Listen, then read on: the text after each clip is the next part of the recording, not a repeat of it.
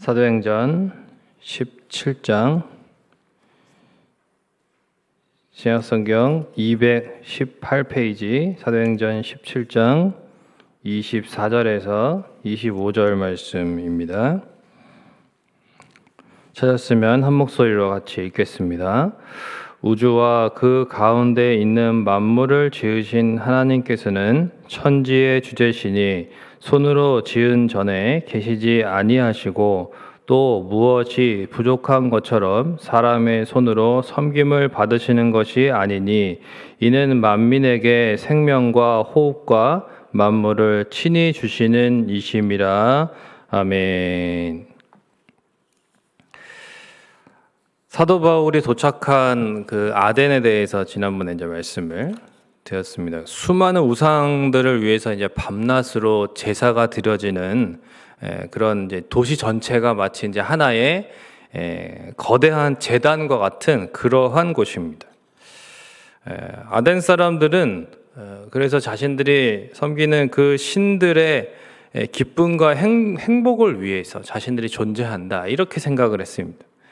그래서 신들 앞에 풍성한 음식을 바치면 신들이 배부르고 또 신상에다가 이렇게 막 아름다운 옷을 걸치고 그렇게 입히면 또 그런 장신구를 이렇게 두르면 신들이 아름다워진다. 신들이 아름다움을 유지할 수 있다. 이렇게 생각을 했어요. 또 그 신상들 앞에마다 이렇게 이제 돈바구니들이 있었는데 거기에다가 돈을 바쳐야만 이 신들의 주머니가 두둑해진다. 이렇게 생각을 했습니다. 심지어는 그 당시에 이제 어린 아기까지 이렇게 제물로 바치는 이런 인신 제사, 그런 제사까지 하면서 이제 신들을 기쁘게 해야만 이 우리가 재앙과 어떤 그런 안 좋은 일들을 면할 수 있고 또 복을 받을 수 있다 이렇게 믿었어요. 그런데 여러분 생각을 해보면 이 무슨 신이 이런가 하는 생각이 드는 것입니다. 사람이 갖다 바치는 음식이 없으면 배고프다고, 또 갖다 바치는 옷이 없으면 아름다움을 꾸밀 수 없고, 돈을 안 드리면, 돈을 안 바치면 가난한 신? 과연 참된 신일까 하는 것이죠. 정말 그런 신을 의지할 가치가 있느냐? 무슨 신이 그렇게 부족함이 많아요, 그죠? 부족함 투성이에다가 심지어는 자신의 부족함을 스스로 채우지도 못하는, 사람이 갖다 바쳐야만 채우는 그런 신, 어떻게 사람을 책임지고 사람을 어떻게 인도할 수 있겠습니까? 어떻게 사람에게 복을 줄 수 있겠습니까? 그러니까 무능력한 신이죠, 한마디로 말하면. 그러니까 결국은 그 인간의 욕심으로 인해서 헛되고 무능력한 그런 우상들을 만들어냈고, 그런 우상들을 자신들이 또한 의지하고 섬기는 그런 안타까운 악순환의 고리에서 벗어나지 못하고 있었던 것입니다. 너무나 안타깝고 답답해서 그런 모습들을 보면서 이제 사도 바울이 격분하게 되고 참 그들의 안타까운 마음으로 그들에게 다가가서 하나님을 알려주었던 것이죠. 그렇다면 사도 바울이 이제 그들에게 소개한 하나님을 어떻게 소개했느냐? 약간 평상시에 이제 어느 곳에서 가든 구약 성경을 예를 들어서 이제 오실 메시아가 어떠한 분이신지, 그리고 그 그리스도에 대해서 이제 소개를 하고, 그리고 예수님이 바로 그러한 참 그리스도이시다. 이렇게 이제 이야기를 항상 그렇게 했는데, 우리가 이제 살펴보는 이 17장의 아덴에서는 좀 다릅니다. 그렇죠? 좀 평소랑 다른 그런 내용으로 이렇게 이야기를 합니다. 하지만 결국은 눈높이에 맞게 그들에게 이제 맞춤형으로 이렇게 전도를 잘 했다라는 것이죠. 그리고 그러한 열매들이 이제 지난 시간에도 우리가 이제 이 관료라든지 또 거기 이제 관리 또 어떤 여인 이렇게 이제 몇몇 사람들 또 열매들이 있었다. 이제 이렇게 말씀을 우리가 살펴봤습니다. 우리 하나님은 그러면 어떠한 분으로 이제 소개를 하느냐, 그 여러 가지 내용들이 있는데 그 중에서 이제 오늘 25절에 보면 사도 바울은 이렇게 얘기합니다. 그러니까 하나님은 부족함이 없는 분이라는 거죠. 부족함이 없는 분이다. 그러니까 그들이 섬기는 신들과 다르다는 거죠. 생명과 호흡과 만물을 주시는 분이다. 친히 주시는 분이다. 그러니까 하나님은 그 무엇도 부족함이 없는 스스로 한번 따라해 보겠습니다. 충분하신 하나님. 그러니까 항상 모든 것이 충분하신, 충만하신 그러한 분이시라는 거예요. 그리고 받는 분이 아니라 한번 따라해 보겠습니다. 주시는 분. 여러분, 하나님은 오늘 사도 바울이 본문에서 이야기한 것처럼 부족함이 없는 충분한 분이시고 받는 것을 기뻐하시는 분이 아니라 주시는 것을 기뻐하시는 분이시라는 것입니다. 물론 우리의 경배나 찬양을 받지 않으신다는 것이 아니죠. 그러니까 우리가 보답하는 마음으로 그렇게 드릴 때에 하나님은 거기에 대해서 감사하는 마음으로 그걸 받으십니다. 우리의 마음을 받으시는 분이죠. 우상처럼 사람을 통해서 부족함을 채우지 않으신다는 것입니다. 그러니까 이것이 하나님께서 스스로 충분하시다는 증거죠. 그러니까 하나님은 세상을 창조하시기 전부터 홀로 계셨던, 스스로 계셨던 분이십니다. 외로워서 우리 인간을 만드신 것이 아니라 하나님의 충분하심 가운데 하나님의 복을 나누어 주시기 위해서 우리를 만드셨고, 그래서 창세기 1장 28절에 하나님께서 사람을 만드신 다음에 복을 주셨다, 이렇게 표현되어 있습니다.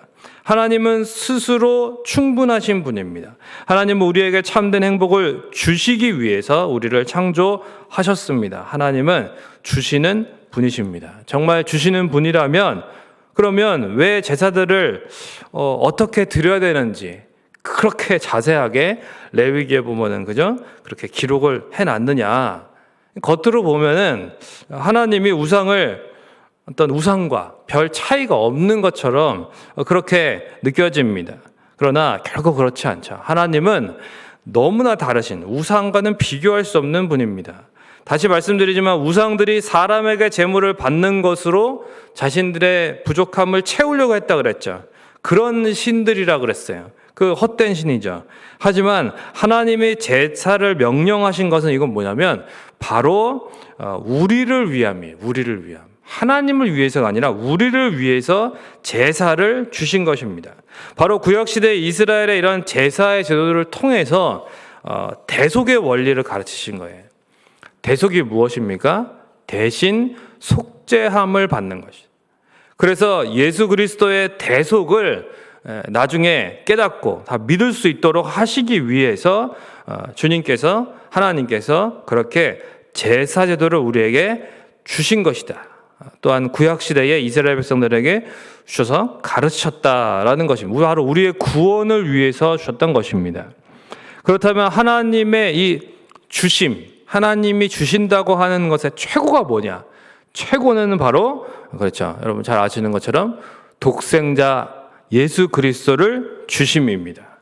사랑은 여러분 주는 것이죠. 그렇다면 하나님께서 하나님의 그 진정한 사랑을, 최고의 사랑을 무엇으로 우리에게 보여주셨냐면 바로 독생자를 주심으로 보여주셨다는 것입니다.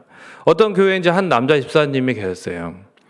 사업을 하는데 이제 하나님이 복을 너무 주셔가지고 많이 주셔가지고 이제 수천만 원에 이르는 계약건이 성사가 되었습니다. 그래서 너무 감사했어요. 그래서 이분이 정말 하나님 앞에 11조도 드리고 또 교회 봉사는 앞장서 가지고 막 하고 그렇게 열심히 기도하고 정말 모든 일에 모범이 되는 그러한 모습으로 이렇게 섬기셨습니다.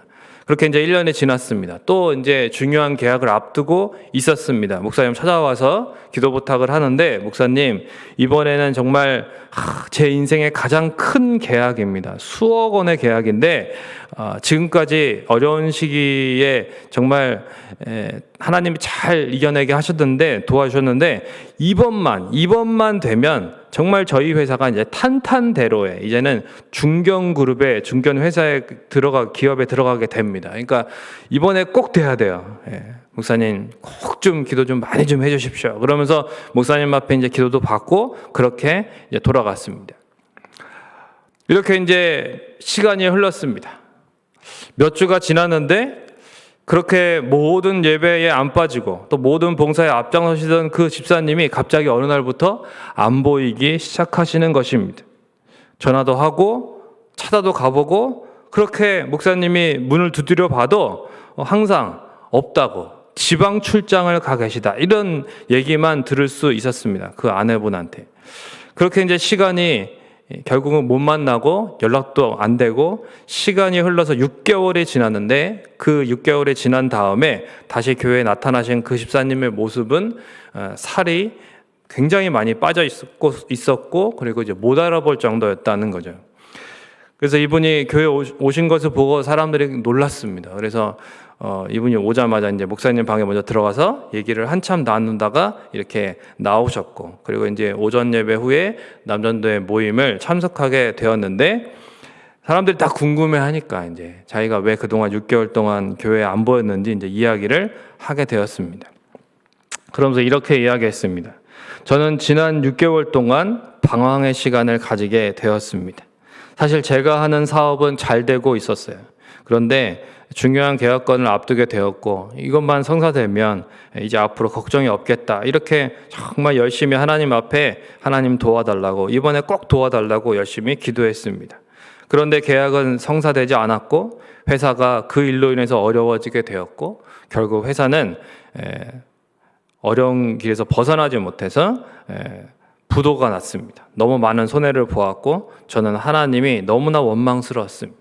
어떻게 이렇게 하실 수 있는지, 내가 그렇게 기도를 많이 하고 봉사를 그렇게 많이 했는데 하나님 어떻게 내 일을 이렇게 망하게 하실 수 있는지 이해가 되지 않았고 하나님이 원망되었습니다. 그래서 내 마음을 아프게 한 하나님의 마음도 아프게 하고 싶었습니다. 그래서 교회에 안 나왔습니다. 하나님의 마음이 아플 거라고 생각했습니다. 내가 교회 안 가면. 목사님도 성도들도 다 싫었습니다. 그냥 혼자 있고 싶었고, 그래서 교회를 안 나가다 보니까 시간이 생겼고, 그래서 등산을 친구들과 다니면서 술을 마시게 되었습니다. 그러다가 사고를 당했고 인대 파열로 한 달 넘게 깁스를 하면서 치료를 받게 되었습니다. 집에 혼자 있는 시간이 많아지니까 점점 더 답답했습니다. 하루는 TV를 보다가 지쳐서 잠이 들었어요. 그리고 이제 소파에서 떨어져가지고 깼는데 소파 밑에 먼지 틈에 예전에 잃어버렸던 성경책이 보였습니다. 그렇다고 꺼내 읽지 않았습니다. 아직도 기분이 나빴고 하나님을 원망하는 마음이 있었습니다. 그냥 무시했는데 자꾸 생각이 나는 것입니다. 그래서 며칠이 지난 후에 하도 심심해서 성경을 읽었습니다. 성경 퀴즈대회 1등도 나갔고 어느 정도 성경은 잘 안다고 생각했는데 제가 모르는 내용도 성경에 많이 있더라고요. 그래서 읽게 되었고 저도 모르게 몇 시간을 성경을 읽었습니다. 그러다가 예수님의 십자가의 사건을 읽게 되었는데 저도 모르게 눈물이 났습니다. 제 자신이 너무나 한심해 보였고 집 나간 탕자와 같았습니다. 그렇게 소파에서 한참을 눈물을 흘리며 회개하고 바로 교회에 나올 염치가 없어서 다리가 낫도록 기다렸다가 이제서야 나오게 되었습니다. 그러면서 마지막에 이분이 이렇게 얘기했어요. 여러분, 저는 제 회사가 어려워지고 부도가 나도록 두신 하나님이 너무나 원망스러웠습니다. 저를 사랑하신다는 말씀을 믿을 수가 없었습니다. 저는 하나님의 사랑을 제 사업의 성공에서 찾으려고 했습니다. 그러나 아닙니다. 하나님의 사랑은 독생자를 주심에 있었습니다. 예수 그리스도의 십자가와 부활의 사건이야말로 하나님이 저를 사랑한다는 증거였습니다.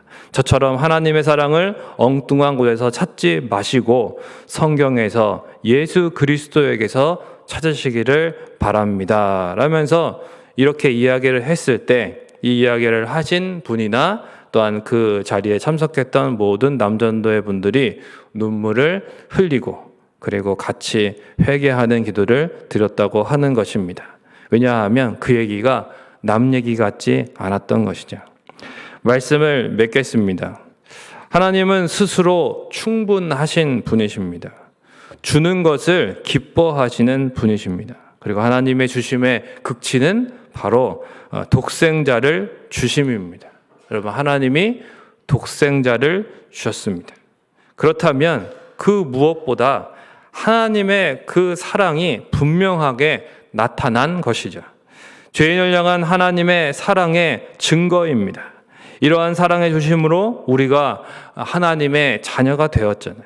그렇다면 자녀인 우리에게 요구하시는 그 부분들이 있다 할 때에 그러한 순종이 전혀 부담스럽지 않은 것입니다.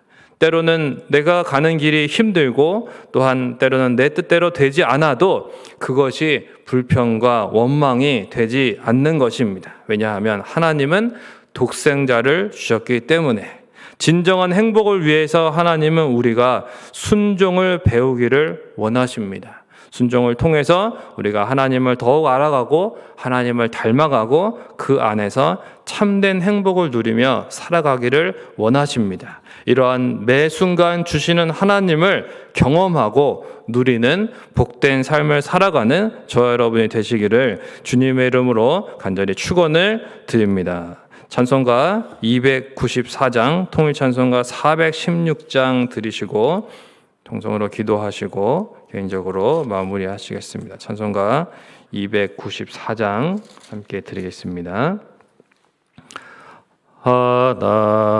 하나님은 외아들을 주시는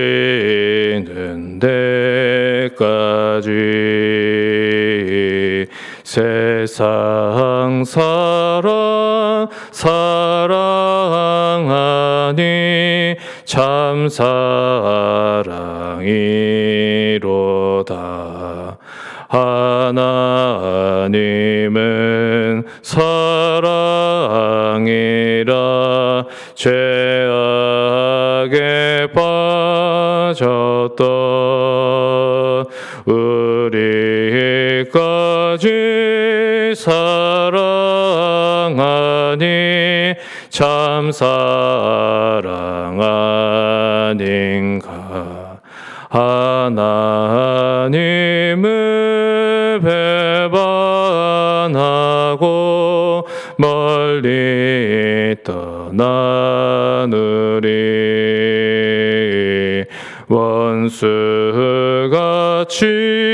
대적하나 사랑하여 주네. 세상 죄를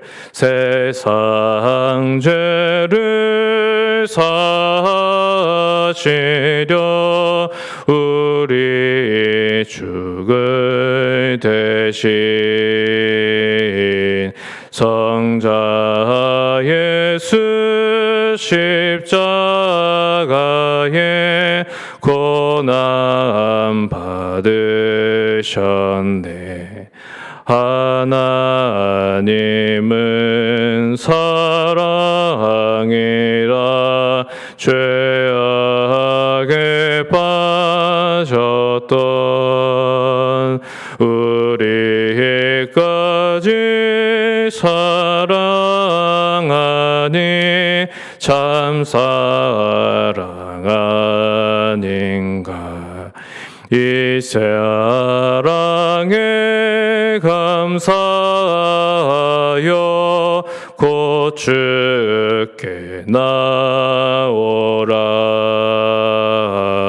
고난 영혼 주께 맡겨 구원을 얻으라. 하나님은 사랑이라 죄악에 빠졌던 우리까지 사랑하니 참 사랑 아닌가. 아멘. 이 시간 우리 같이 말씀 기억하면서 통성으로 기도하실 때 하나님께서 어떠한 분이신지를 다시 우리가 더 깊이 묵상하면서 기도했으면 좋겠습니다. 하나님은 이방의 거짓 우상들과 달리 정말 우리에게 받은 것으로 자신의 부족함을 채우시는 분이 아니시라 충분하신 분이십니다. 하나님은 주시는 분이십니다. 우리에게 주심의 극치가 바로 독생자를 주심입니다. 하나님의 사랑을 확증해 주셨습니다. 우리가 그러한 하나님을 아버지로 섬기는 자녀가 되었습니다. 그렇다면 우리가 하나님 앞에 얼마나 감사하며 또한 우리에게 주신 그 말씀을 붙들고 또한 순종하며 살아가는 것이 기쁨인 것이고 참된 행복인 것입니다. 오늘도 복된 주일 하나님은 우리에게 진정한 행복이 무엇인지 우리가 느끼고 깨닫기를 원하십니다. 하나님이 주시는 참된 행복과 기쁨을 또한 예배를 통해서 받고 또한 우리가 그러한 하나님 주시는 하나님을 찬양하고 경배하는 복된 주일 또한 항상 그러한 삶을 살아갈 수 있도록 해달라고 또한 여러분 각자의 기도 제목을 가지고 기도하시다가 돌아가시겠습니다. 기도하겠습니다. 좋으신 아버지 하나님 은혜와 사랑을 감사합니다. 하나님 아버지 참으로 주님께서 무엇보다 우리에게 독생자 예수 그리스도를 주심으로 하나님의 참된 사랑을 또한 우리에게 허락하셨습니다. 우리가 하나님 아버지 정말 이방의 거짓 우상들 또한 하나님 아버지 이 땅에 그러한 헛된 우상들을 섬기지 않고 오직 하나님을 우리의 또한 아버지로 또한 믿고 따르며 또한 우리의 삶의 주권자로 섬길 수 있는 은혜와 복을 주심을 감사를 드립니다. 하나님은 주시는 분이십니다. 하나님은 스스로 충분하신 그 모든 것 가운데에 우리에게 참된 행복과 기쁨을 주시는 분이십니다. 이러한 하나님이 우리에게 계셔서 너무나 감사를 드리고 이러한 하나님을 우리가 항상 의지하고 하나님 안에서 또한 누리며 감사하며 하나님을 항상 또한 찬양하며 경배하며 살아가는 이러한 복된 삶을 하나님 앞에 또한 늘 지켜갈 수 있도록 인도하여 주시옵소서. 때로는 우리가 힘들고 어려운 일 가운데에서 하나님의 사랑을 의심할 때가 있습니다. 그러나 하나님의 사랑은 참으로 그러한 것에 있는 것이 아니라 분명하게 예수 그리스도를 통해서 나타났습니다. 하나님 아버지 그것을 먼저 우리가 바라보게 하시고 하나님 세상의 것에서 하나님의 사랑을 찾는 것이 아니라 하나님 먼저 그리스도 예수 안에서 하나님의 사랑을 바라보고 확인하고 또한 항상 하나님 앞에 감사하며 그렇게 또한 우리를 구원하시고 우리를 책임지시는 하나님을 온전히 의지하며 오직 하나님 한 분만을 높이며 예배하는 삶을 살아갈 수 있도록 인도하여 주시옵소서. 하나님 때로는 우리의 마음이 절망하고 낙심되어 있습니까? 우리의 원하는 대로 또한 좋게 이루어지지 않아서 답답하고 어려운 가운데 있습니까? 하나님 앞에 다시금 하나님 앞에 나아가게 하시고 하나님 앞에 또한 토로할 때에 우리 하나님께서 어루만져 주시고 하나님 아버지 그 크신 사랑을 다시 깨닫게 해 주심으로 말미암아 하나님 앞에 다시 한번 회복되는 하나님 놀라운 믿음의 은혜가 있도록 하나님 역사하여 주시옵소서. 하나님 함께하여 주시옵소서.